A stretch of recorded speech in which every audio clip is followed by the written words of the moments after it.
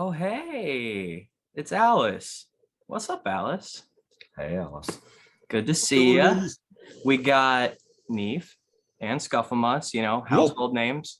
And I guess we should talk about the sexy elephant in the room. We've got Big Gorgeous and Young Potata at the table. Give it up for yeah. So I'm fucking excited to get into this. Big Gorgeous is a pervert pop band. Why don't you tell us what the fuck that is? Yes. So everybody always asks you when you're in a band, right? They say, what kind of music do you play? So we decided to coin our own genre of music. What do we call it, Big Gorgeous? Perv-pop. Okay.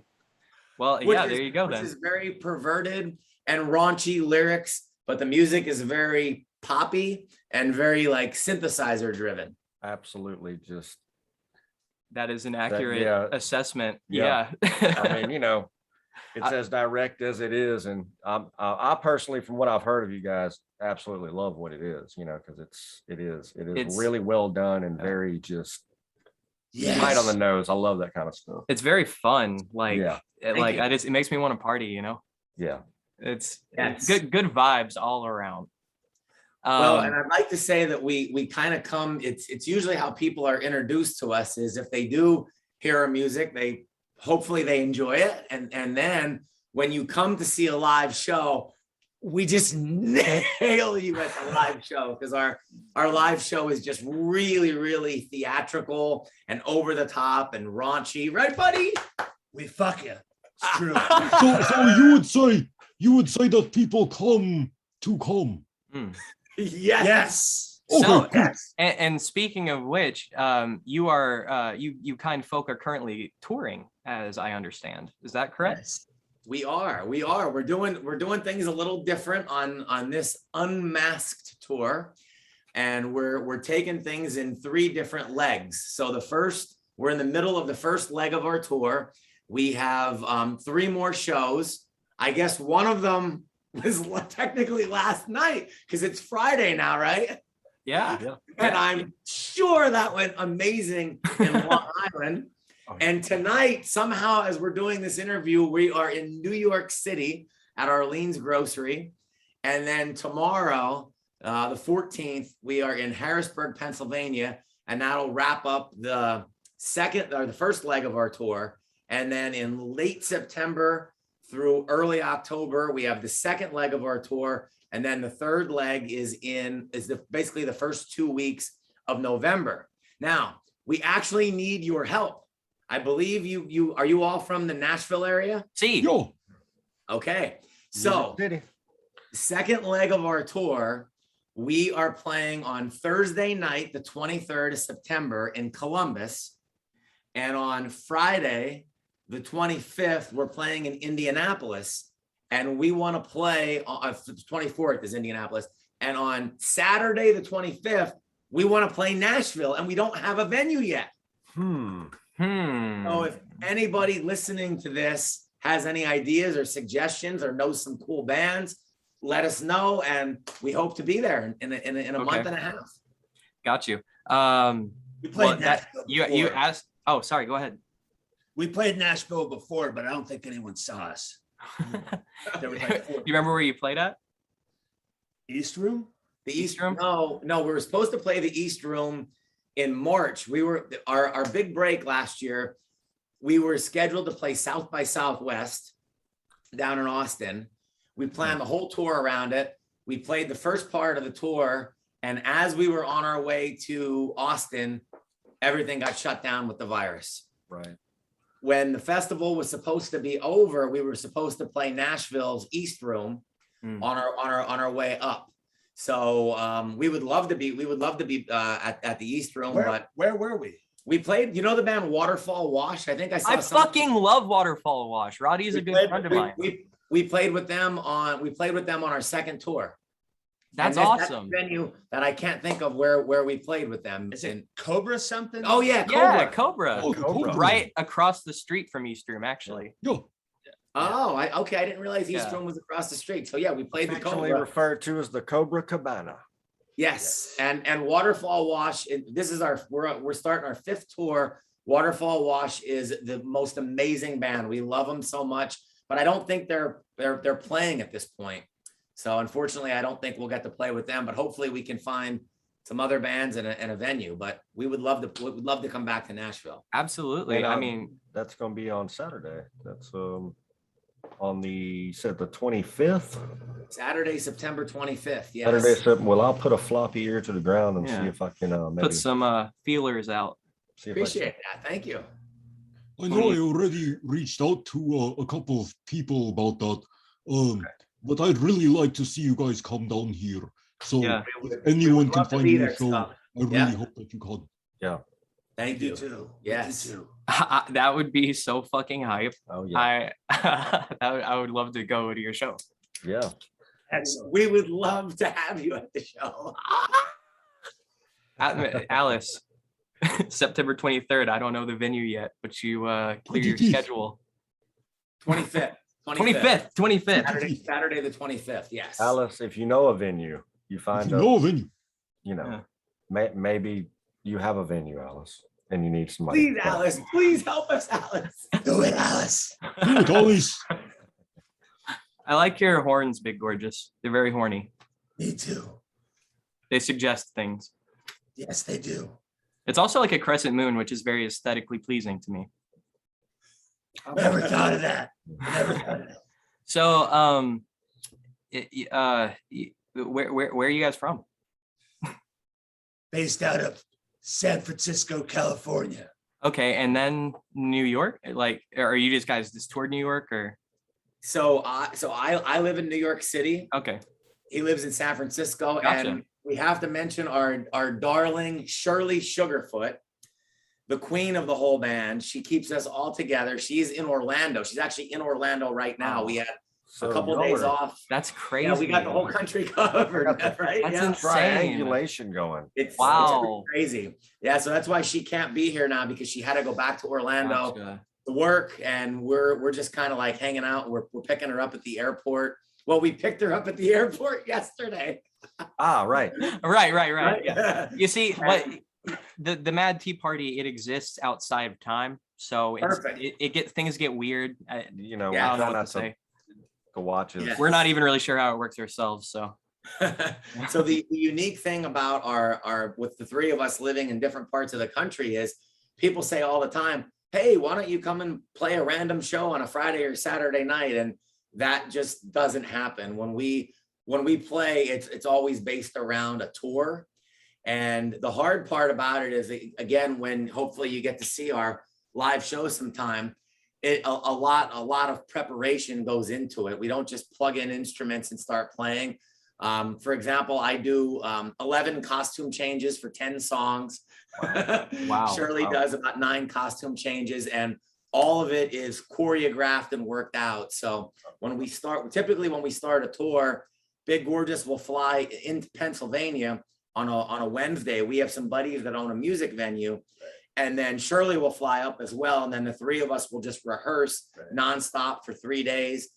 And then boom, we get right out and get on the tour. I don't fly commercial. I just use my cape. So I wouldn't suggest flying commercial either. It's not. Hell no. Probably safer your way. Sure. Yes. And more comfortable. I would feel much safer. Safer for humans too. I have enormous gas when I'm in the air. How many Big Gorgeous, how many can you seat comfortably? How many can I seat comfortably? It depends what they're gonna do to me. In-flight entertainment. I was about to say, so you provide in-flight entertainment also. See, I mean, you know. Yes, we do. just selling me on the flight already, you know. Just imagine we walk on your flight looking like this. Hey. I mean, my pants would just come off. Yeah. Let's get this thing started. That's generally how we like to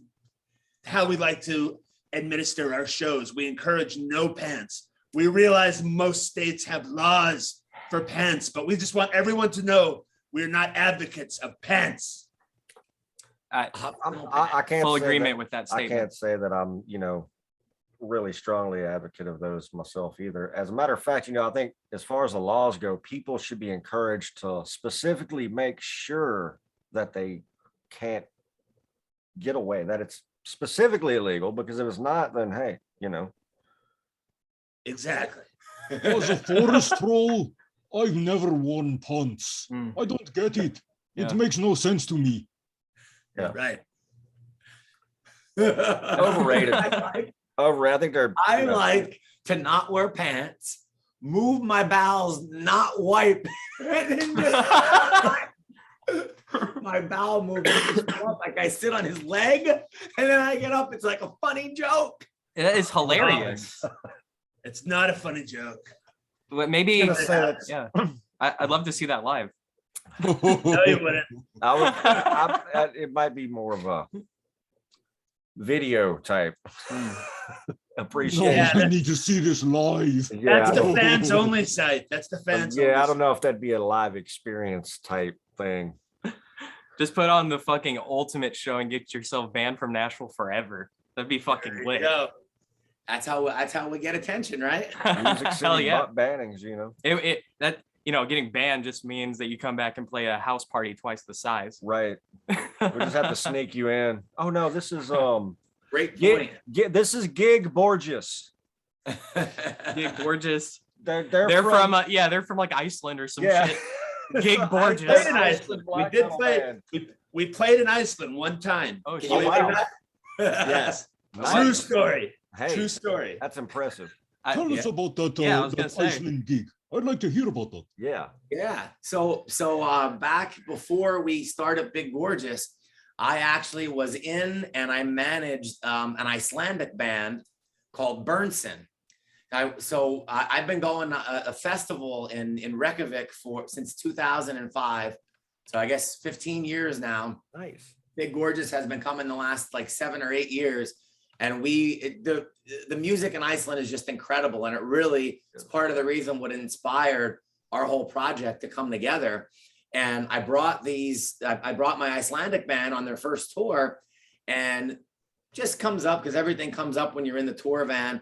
And I told them that, I'm doing this little project with my buddy Big Gorgeous. And I played them like a little clip of a song, and they said, wow, that's really good. You should tour with us.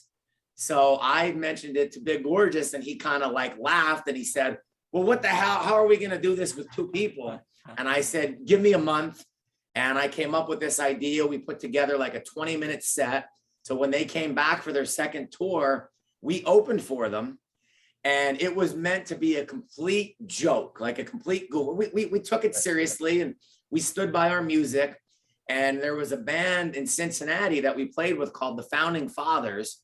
And they came up to us after the show and they said, you guys were so good, we would love to tour with you.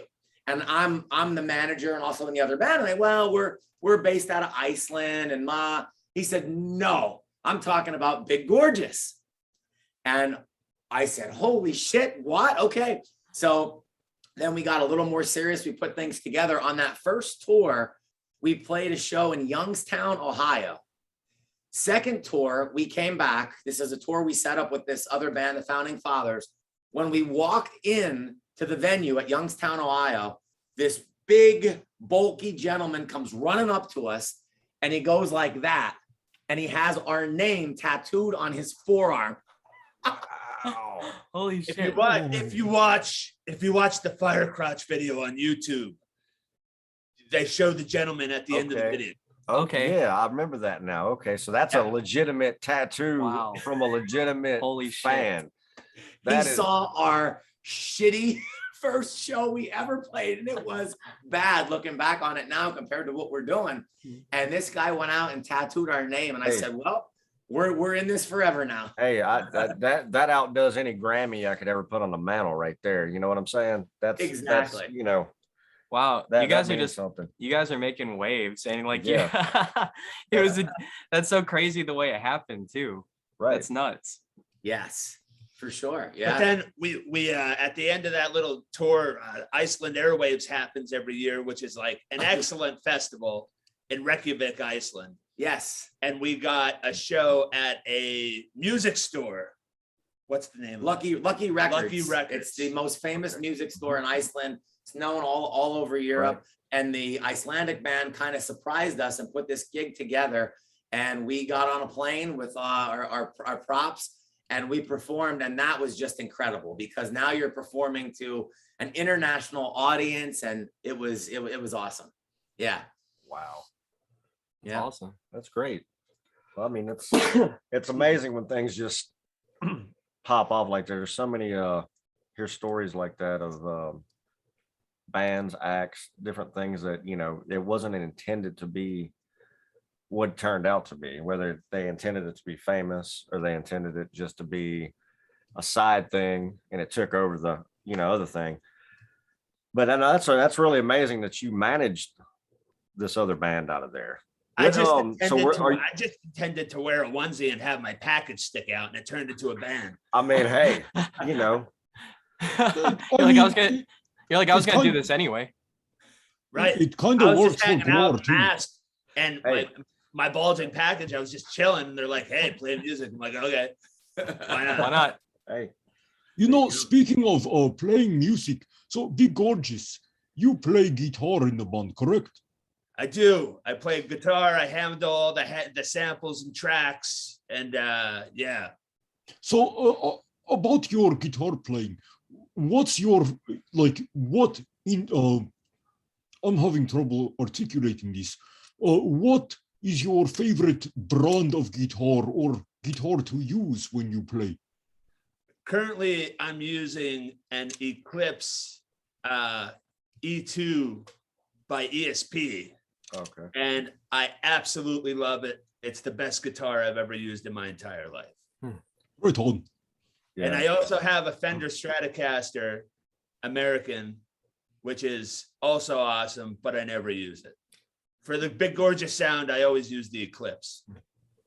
Cool. Yeah, those are really nice, solid. It is the best guitar I've ever owned in my life. It plays like butter. It sounds amazing. It has a short scale. I have little nubby fingers. It's awesome. There you go. Now, young Potato, I understand that you play the synth, correct? Yes, I do. Now, Big Gorgeous also plays drums. He's an incredible drummer, and he's an incredible bass player. But for the live show, there's only 3 of us, so we have all of our drums and bass come out of a sample drum pad. Right. He plays guitar. I play synthesizers. Shirley Sugarfoot is also an incredible piano player. I also play trumpet. Oh, shit. And most important, I play the drum pad with a dildo at the end of Touch Me Now. So that's really my instrument. The young potato is so we're kind of a jack of all trades, but when it comes to classical training, the young potato is classically trained in the dildo. Okay. That's would you say it's a jack off of all trades? I was about yeah. I mean, we are a jack off of all trades, of course. Yes. Wonderful. That's becoming a t-shirt. Big Gorgeous jack off of all trades. Yes. You know, I'm glad that the traditional dildo use of percussion is returning. I've been, you know, I've been pushing for it. MTSU years ago pushed themselves past the Berkeley standard with their music department. They've still yet to bring up traditional dildo usage of music. And I mean, exactly. You know, the potatoes bring it back. He's a pioneer and a hero. Yeah. I mean, I'm sure that's the instrument you have the most familiarity with anyway. So absolutely. Comes very natural. That is 100% true. Not kidding. I mean, that's how you find virtuosity right there. Yeah. Now, when we get big enough, because I don't think we can do this yet and get away with it, but when we get big enough, I am going to lube up the dildo, shove it halfway up my ass, and then play with my ass, no hands up in the air. Yes. You're bringing traditional arrangement and traditional sound into prog. Yes, it's level, you know. This is what music needs. Performance art. It's great. Well, and I know we're touching on this a little bit here and there, but Big Gorgeous, the reason we work so well together is because if you guys have been in bands before, if you know a lot of bands, they say the average length time frame of an average band is about 1 3/4 of a year. That's the average a band will stay together. And the biggest problem is it's just all the people being able to gel together. If you have a 5-piece band, but really we make all the decisions and everything is 50-50. And the reason it works is because Big Gorgeous is kind of in charge of all the music. He starts out by writing the music and then we work on it together, but he pretty much has final say. If there's something I really don't like and I'm adamant about it, he's great at listening to me, but he'll say to me, no, here's why we're going to do it that way. And then I'm kind of in charge of the live show, the theatrical show. So I say, this is what we're going to do. And he says, well, I don't think the dildo should be 3 inches up your ass. It should be 5 inches up. I say, I can only handle 4. We compromise and we come that way. But we're playing 200-300 cap rooms. And I have all these ideas. I don't know if you heard the song Easter Pie, but it's pretty much a bunch of ingredients. And I would love to be big enough where like the pepperoni and the cheese is falling out of the ceiling and I'm catching it and like I want to get to that point. Yes. But Right. No, I want to get to that point too. When can I be a pizza? That's big ideas, and that's what entertainment is. You fruit a big idea, you bring it in, you go as big as you can, for sure. And I love seeing people do that because it's going outside of what is just wanted. People really do want that. They really, really want that over the top. Yeah. But most people don't want to act like that. Most people want to stay, right there at the ceiling. And they're like, yeah, oh no, I touched the ceiling. Yeah, I touched the ceiling. Hi, we play in a rock band. We don't do very much but play in a rock band. Right. Hi, we're Big Gorgeous. We stick dildos up our butts and play drums with them. Exactly. We pretty much we never demand anything, but on shows we've played and places that are familiar with us, they always put us on last. They're like, no one wants to play before it, or no one wants you playing before that. It was the same thing with my band. They didn't want to put anyone on before us, so we our last show we played last. It was the best show. We killed the entire house. Yeah. They used to put on some really blowout shows. Yeah. In 2017, I had a goal. I wanted to try to see 500 different live bands in 1 year.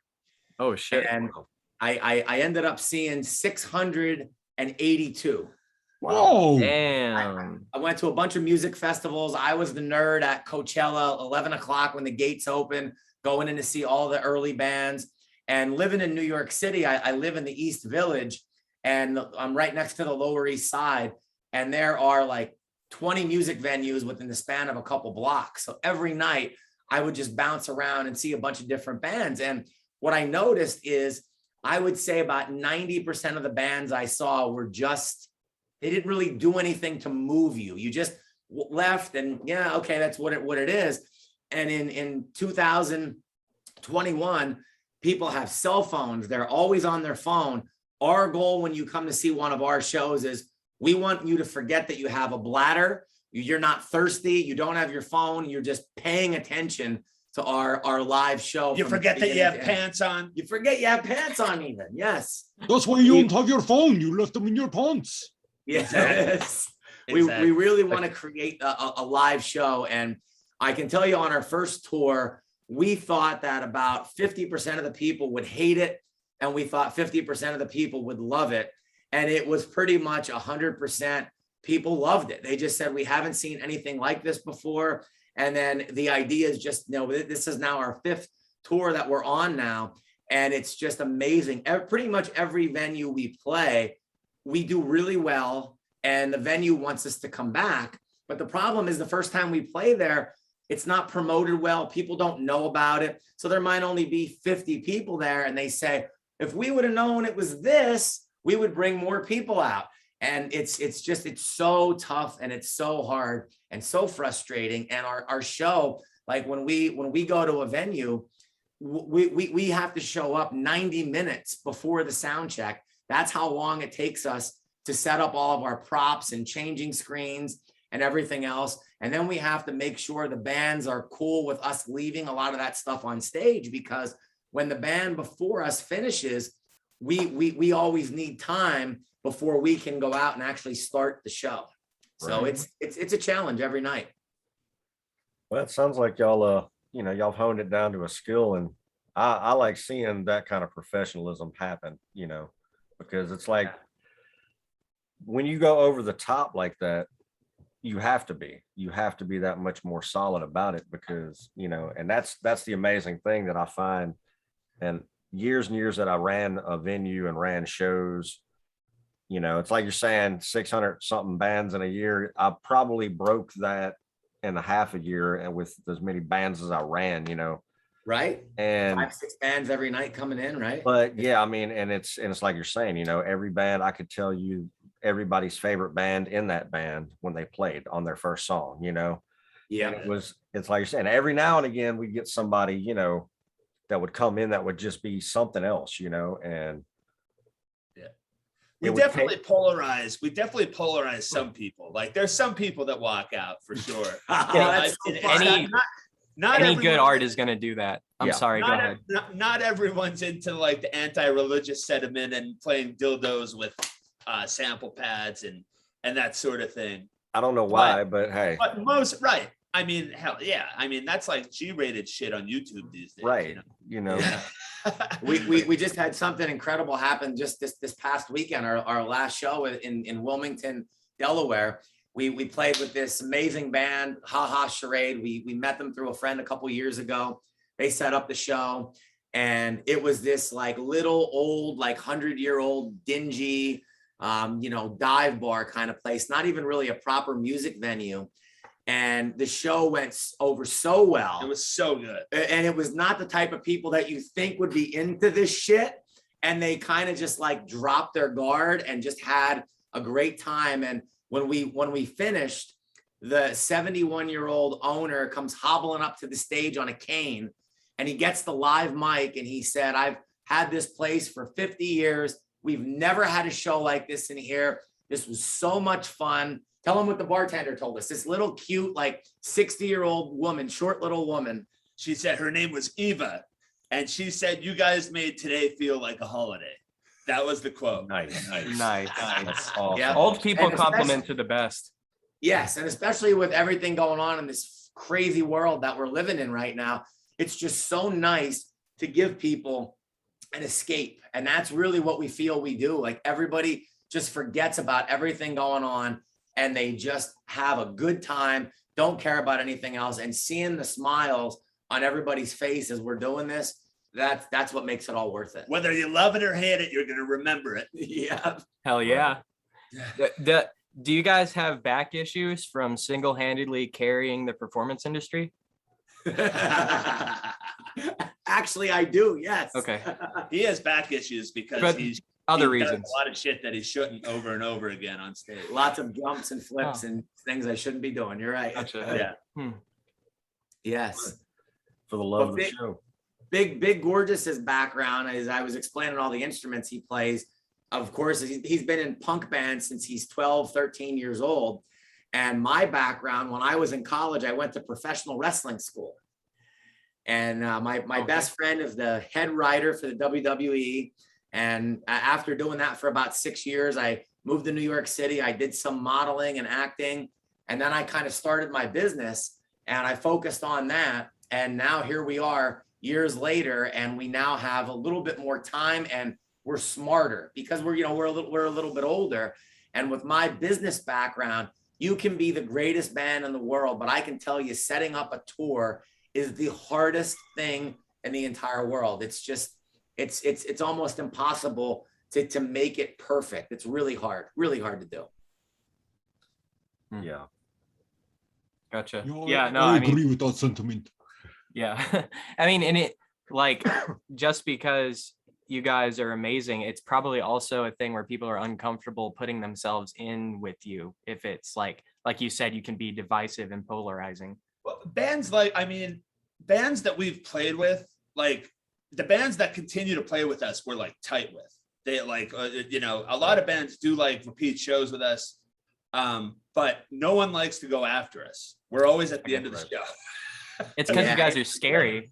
You're too much for them. We end our set with our song "Touch Me Now," which we both think is not only our best song musically, but I think it's our best song live, and it is over the top. Like there's whips and chains and leather, and that's where the dildo comes out with the drum pad. And when we end that, it's definitely the ending. Like we can't play anything. I got you. I mean, after that either. And that is why some bands don't want to fuck with you, because they don't want to have to go on before or after. Well, what I think is amazing about that is that for years and years, I've watched it change up to where when you had a local scene going on, you had these, take the hardcore scene, the club I ran, we did every genre you could think of. We're an underground club, and you take any genre, any scene, you have the local bands from one city, they pull the crowd for the touring bands that they bring them along. Well, we would run into that nobody would want to play certain times, but they didn't understand you're supposed to play last as the locals to keep your crowd there. And they wanted to headline the touring bands to make them seem like they were big. And I said, that's not how that works on this kind of situation. I said, unfortunately, back in years ago, I said on larger performance, what would happen is people would argue about the top spot. The classic famous is Monterey Pop with Jimi Hendrix and the Who. Yeah. Hendrix, neither of them wanted to follow each other out of respect and understanding that they both were known for destroying the stage, and they were both big numbers. And they, the Who did not want to follow Jimmy. And when Jimmy lost the coin toss and found out he had to follow the Who, he famously stood up on a chair and said, I'm going to pull out all the stops and blow everybody away. And that's when he lit his guitar on fire. And that's remembered. Nobody, I mean, people love the Who, but half of them don't even realize they played at Monterey Pop, but everybody knows that Jimmy played it because he went over the top. Yeah. I gotta close this damn set out. When you're the closer, you gotta close a show out if you got a crowd there. If you're on Lost, you've got to burn down the house. Yep. That's right. Burn it down. Right. But boy, Neff, you hit the nail right on the head. Like we come to Nashville, and we've only played Nashville once, and there wasn't a lot of people at the show. So in order for us to come, we need a local to open. We want to play second, and we need a local to go last. That's the ideal time slot. But what's cool about this now on our 5th tour, like, I don't know, we're going to end up with probably 20 shows on these 3 legs, and 18 of them we will play last. And we now have the confidence to play last because we played those cities before. So if we break into Nashville and everybody sees us and everybody likes us, now the next time we come, we can close out the show. And then we can, then the locals can go on before us if they want to do that. But that is exactly right. You want to find, and it's so hard to find locals because you don't want a local band that oversaturates the market. I'm sure Nashville bands that play every weekend. In fact, last time we were in Nashville, it was a Saturday night. The band that we played with, not Waterfall Wash, but the other band, they played a show the night before. And it's like, well, okay, people just think that they can see them anytime. Right. It doesn't make it exactly. special. You lose your crowd, and you end up losing your crowd. I would talk to that about a lot of these, a lot of bands. I talked to that for years when they'd come through. It's great that you're giving us shows at the club, but y'all should spread these out some. Y'all should really, make the fans want it. Right. Make yourself a hot item. It's like, that's right. Yeah. We'll sell out our shows at Arlene's Grocery in New York City. And the thought is, well, why are we only playing there twice a year? Well, if we play there every month, we're not going to sell it. We're not going to sell it out because people are going to say, I'll come next month, or there's an excuse. But they might not be back for 6 months. We better go see them tonight. Yep. Right. Yeah. Well, that's actually what turned me off to several of the local bands out here, was that they were playing too much they were playing the same exact set every time that they would play. They weren't really like reinventing their shows.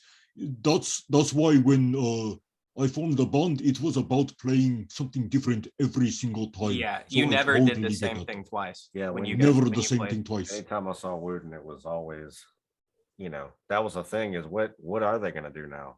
Right. And yeah. And that's what keeps people coming, It's like you're saying, that there's a lot of bands that they're what I call, they're bands that are more for musicians, because they're very, very good at what they do and they're very solid at what they do. But you could honestly listen to their record just the same as going to see them, is so you can get the opportunity to buy their t-shirt or something, and kind of say, okay, I saw them live, but it's not an experience, Yeah, I agree. Big Gorgeous Show is definitely an experience you will not get off the album. It sounds like it. It sounds like it. We really got to get you guys a gig here. Yeah, let's make it happen for sure. That'd be great. Yeah. I want to be sore the next day after your show. You will be. You will be. Good. So make sure you don't wear pants. No pants allowed. Okay, got it. Can we get a no pants ordinance in Nashville? I'm gonna get on the horn first thing tomorrow with some of the people that I may or may not know, and may or may not have some discussions with them about some things. And Let's make it happen. We're gonna push that. We're gonna push that pants thing. So I'm gonna switch it up a little bit now.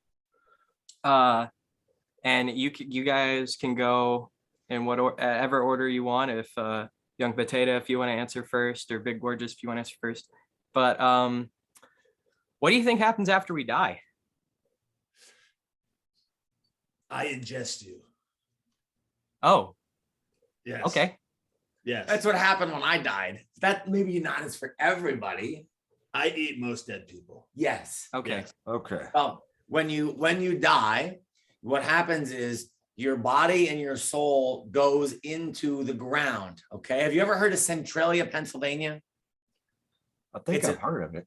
It's a small coal mining town in Pennsylvania, and there's an underground mine fire. It's where I was born. It's okay. The continual mine fire that never burnt, never went off. Yeah, I've heard about that. Yep. Yeah. In 1962, Okay. That's where I was delivered. That's where Okay. In the mine fire. Got it. When the fire first started, it would cost the government like $50,000 to put the fire out, and they didn't want to waste the money on it. And now in 2021, it would cost like $20 billion to put the fire out. And eventually it's just going to spread. Now, millions of years from now, it'll eventually spread across the whole country. But in this little coal mining town, there was like 60, 70,000 people that lived there in the 60s. And there's still 7 people that live there. They refuse. I heard that there's 7 that refuse to leave. Yes, we give tours there. So if you're ever in Pennsylvania, we'll take you there. Yo. This is where I found the Big Gorgeous in 1962. So when you die, you go into the womb of the earth, and then you come out through the smoke of Centralia, and then you're reborn into something else. Shit. That's probably the most plausible explanation. That right there, I'm gonna say, the afterlife. you got angles covered all over. You got localization.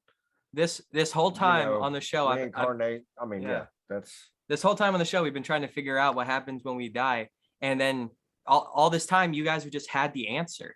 So thank you. Alex, you said, "What do you think happens?" Well, I know what happens. You know what happens. Yeah. That's it. We know now, Alice. Yeah, there's nothing to be You never afraid of. have to ask again.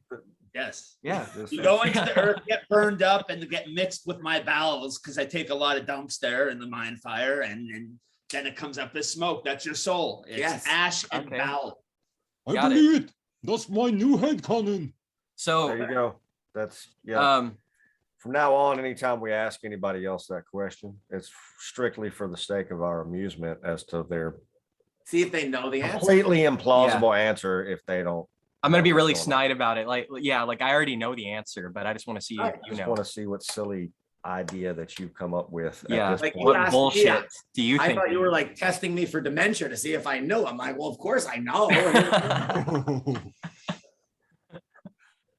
Okay, cool. So, God forbid, what would happen to Big Gorgeous if you died? I won't die.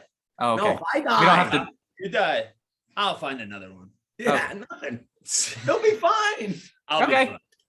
Yeah, you could just eat yourself. Yes. Oh shit. Okay. Well, yeah, we've solved all the mysteries of the universe. What we tonight. actually should do is, you know Gigi Allen? Of course. Okay. Well, Gigi Allen's brother Merle, he donated his body to the Museum of Death in New Orleans. And when he dies, they're going to taxidermy his body and put it there. And I would love to be taxidermied and brought on stage with you. Oh shit. Yeah. Make me an animatronic. I want to be an animatronic. That falls, that, you know, maybe we can both search for somebody to work on that, because I was trying to get a taxidermist lady for years that took different roadkill and put them together, you know, like bat wing squirrels and stuff. And yes, I wanted to be taxidermized, you know, or however you would say that, you know, stuffed or whatever, and have like wings put on me, like great falcon wings, and maybe given claw feet, you know. I love it. And to be An mounted elephant. rather than buried or something, you know, so that way, you know, I can, it's On it's display. like, yeah, it's like, you know, if my physical shell can emulate the true form of what, you know, I came down as, you know, in return, you know, it put wings back on the blades there that's we're supposed to be there. So, you know, the whole animatronic thing, that's another level. You know, I'm digging that. Maybe I could even be remote controlled and get fly. Yes. Yes, you could perform at a Chuck E. Cheese. Yes. That's the afterlife. Boy, do we have a trained job for you.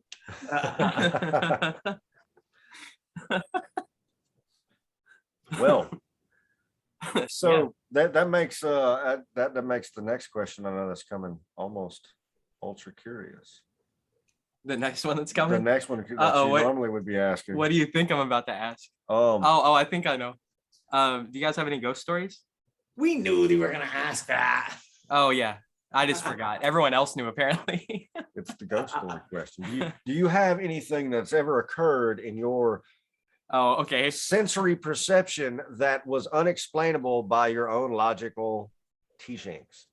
I woke up one morning and I had a crack in my butt. Oh shit. An extra one or just the one that was there? Oh shit. I had nothing to do with it. Okay. A likely story. What's your alibi? I'm not just taking your word on this. Yeah. Did you put the crack in my butt, asswipe? I did. Okay, that's what I thought. Sorry. It's all right. Do you have any ghost? No, you don't have to apologize to me. I think, no, I was apologizing to him. Oh, okay. I just found out I put Good. a crack in his butt. Good. Well, we like to help bridge relationship barriers on this show. That's pretty terrifying. You woke up and found a crack in your butt. What happened then? What'd you do? Okay. His first dump in 97 years. Holy shit.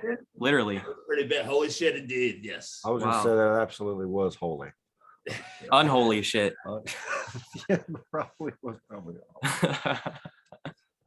What about you, young Potata? You ever seen anything, any ghosts or spirits, anything crazy? Never. I feel like you have to be at a certain intelligence level to experience something like that. And I'm way below that level, but I do enjoy going. In Pennsylvania, we live near Gettysburg, Pennsylvania, where there was a big a battle in one of those wars, like the War of like 574 or something. And there's all these ghost things that go on there. And I love going on the ghost hunts and like watching people fake that they think they're seeing a ghost and like watching their like acting ability. It's unbelievable. Wow. But I have never experienced anything. No. I like that's what I want to go back because you said something really interesting. You think so you believe in it. You just think you have to be of a certain threshold. I do. Okay. Yes. Okay. So I'm right there with you. And I think psychedelics crack that egg sometimes for people. Yes. Yes. And I'm jealous of it, aren't you? I was until I had my egg cracked. Oh, okay. So why don't you crack my egg, Big Gorgeous? That's a loaded question. Hey, when you come down to Nashville, we'll see what we can do. All right, perfect. We'll just bring a chicken to the show. You know, that's Nashville style. Hell yeah. Well, we'll coin a new thing. It's a Nashville welcome or something. Bring a chicken to the show. Dose you at your show.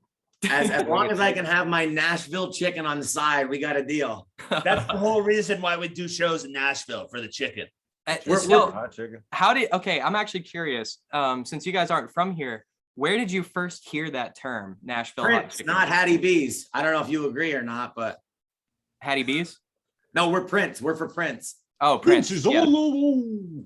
Yeah. Yep, we Prince love is it. what's up. I personally don't eat fowl, so Okay. You know. Okay. I personally do, and Prince's is where it's at. See, I know my business. I'll tell you, one of the coolest things about touring is I have a lot of obsessions and different things, and I believe you should never eat a bad meal, never waste a meal. So if you're coming to Nashville, if you eat Pizza Hut in Nashville, that's ridiculous. Like if you're into fried chicken, you want to anywhere, that's ridiculous. Yeah, right. We have plenty of really good restaurants here, so yeah. Yes, there's so many great places to eat and so many different places. And I had my first ever hot chicken. It was probably about 15 years ago. First time I came to Nashville, I did my research. I found out that, Prince's, Hattie B's, all the different places. And I went to Prince's, and it was just, it blew me away. Blew me away how good it was. Was Nashville hot chicken like a thing you had heard of before you came to Nashville? No, it wasn't. Okay. Well, I had heard of it. I had heard it was a thing, but I didn't know what it was. And even when I went and walked in there, it was not what I expected. Like when I looked at it, like I wasn't expecting that like dry rub. I wasn't just expecting it to look like that. And I love spicy food. And when I went in there, I told them that I wanted to get like the extra hot. Oh God. I said, honey, have you ever been here before? And I said, no, you can't get that then. So I just got like the regular hot. They made me go all the way back. It was the hottest thing I ever had in my life. Like I was getting snot mixed in with it's so good. My snot is dripping in and it gave that extra flavor. Hell yeah. Pickle snot on the chicken. Oh my God, I'm hungry, big gorgeous. You're fucking gross. Maybe you could put some hot chicken up your butt. Yes. Could you imagine hot chicken in my Maybe bottom? you could put hot chicken. I believe. Like hypothetically, in reality, yeah. I think it was a reality. Like, is that something that's physically possible? Yes. I suppose so. Yeah. It's physically possible, but it's not recommended.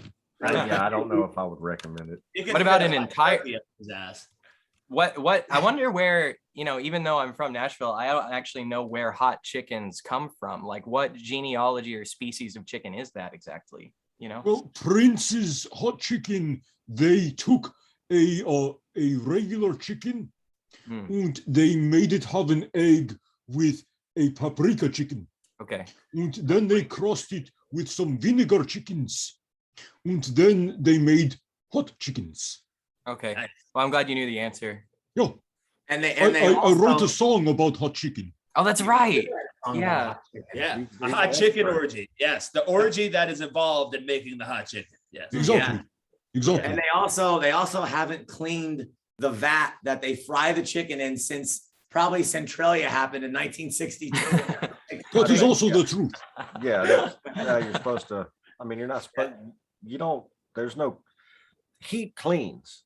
So when you turn the oil on, it's cleaning the whole time it's on. It's being clean. All that stuff in there that people talk about, that's like seasoning. When I think of hot chicken, I think of like the foul equivalent of like a hellhound. It's like Satan's chickens. I've been searching for some of those paprika chickens. I can't find anybody to, I want to breed some chickens, and I'm looking for some paprika chickens. On some real shit, we really do need like genetic manipulation. When are they going to do that? Start making artificial meat and shit. Yeah. I guess GMOs are already a huge thing. They already have Beyond Burgers and Impossible Burgers, which is pretty much. I guess it's plants, but yeah, I call it space burgers because that's really what it is. Back in the sci-fi era, they talked about vegetable protein being the thing, and people act like it's a new thing now because it's got a new label on it, but it's space burgers. Actually, I don't know if you guys have seen this, but they actually are like a lot of I've seen articles about different people moving to insect-based diets. Have you guys seen this? That's new. No. Not- You know, I- we a lot of odd diets. had those in Pennsylvania. We just had those cicadas. Yeah, that's the yep. I've heard of People were eating those. They were like Yep. frying those and putting them in brownies and all kinds of different Yep. things. So yeah. Yeah. There was a store not too far from here that I don't know if they still do. They've been around for years. They had chocolate covered ants and grasshoppers for a long time. Yeah. You know, that's something I always do about. But as a base of your diet, I've only seen survival people on, you know, when they're like, hey, go drop me off in the woods. I'm going to see if I can survive. And have any of you guys ever seen that movie Snowpiercer? No, I heard of it and I never who did that movie? I think it's something it's like messed up, right? It's so fucked up. It's pretty, without spoiling too much, they eat bugs, but if you guys haven't seen it, then it's I'm a pretty wild movie. Now keep in mind, when you hear the title Snowpiercer, it's not, you know, I thought it was a good movie, but from the title going into it, I was a little disappointed to find out it wasn't like, you know, didn't have any the snow. It didn't have more to do with piercing, if you know what I'm saying. Oh, like Snow White. It just really sounded like a much more interesting kind of film, if you know what I'm saying. It's the sequel to Snow White, Snowpiercer. See, that right there, you know, that's kind of what I was expecting. But, you know, otherwise, other than that, don't get me wrong, it was a great movie. Just you got to adjust the mind frame when you realize, oh, this is a film, not a. Oh, I thought I was watching a porn. What is this? I thought this was okay. All right. Be gorgeous. I have a question for you. All right. Would you consider taking over Ron Jeremy's role when he finally dies? Yes. Good. I'm not gonna. I guess I will be like the nice version of him because he's like getting like in jail and stuff now, right? Oh, Is he? Oh, all right. Yeah. Let's tell him the truth. From 1931 to 1979, the Big Gorgeous was involved in the adult entertainment industry. It's true. And if you read Ron Jeremy's bio, he will tell you that he was influenced from some of the Big Gorgeous's early films in the mid 30s. I taught him a stroke. Yeah. I believe it.